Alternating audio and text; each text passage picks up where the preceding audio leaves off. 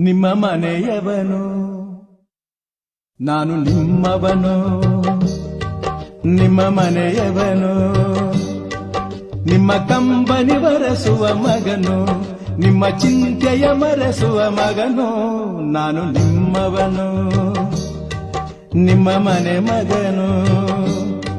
ನಿಮ್ಮ ನೋವಿಗೆ ಮಿಡಿಯುವೆ ನಾನು, ನಿಮ್ಮ ಸೇವೆಗೆ ದುಡಿಯುವೆ ನಾನು. ನಾನು ನಿಮ್ಮವನು, ನಿಮ್ಮ ಮನೆಯವನು.